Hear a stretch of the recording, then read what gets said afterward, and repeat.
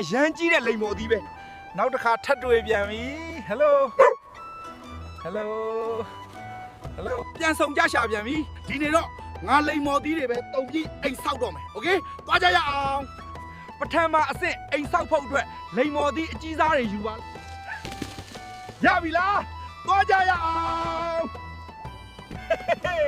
အုတ်ချေကနေစဆောက်ကြရအောင်သွားကြမယ်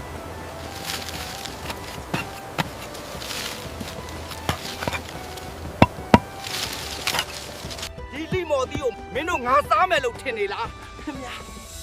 ငါမစားဘူးနော်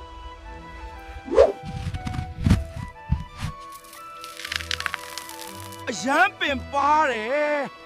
ဟူးနည်းနည်းဗိုက်စားပြီအရန်အေးတယ်ငါတို့မြန်မြန်စောက်ရမယ်စောင်းရသည်ရောက်တော့မယ်ကျွန်တော်တို့တေချာလေးစောက်ရမယ်တဆင့်ချင်းစီဒီလိုမျိုးဗမာမှာရှာလို့မရဘူးငါပဲဒီလိုအိမ်မျိုးစောက်နိုင်တယ်နားလည်လားပြည်ဖို့အရန်နီးနေပြီ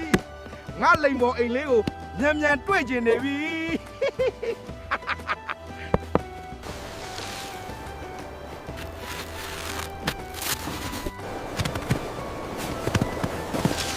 ဟေးလူတွေကျွန်တော်ကအိမ်ဆောက်ပြီးပြီ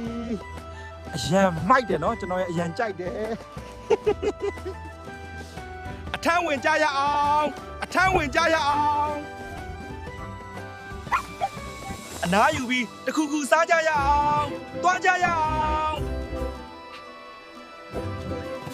ဒီနေ့အရန်ပိုက်စားလဲဟေးအောင်မင်းတို့ကြည့်ပြီးရင် like and follow or share လုပ်ဖို့မမေ့နဲ့နော်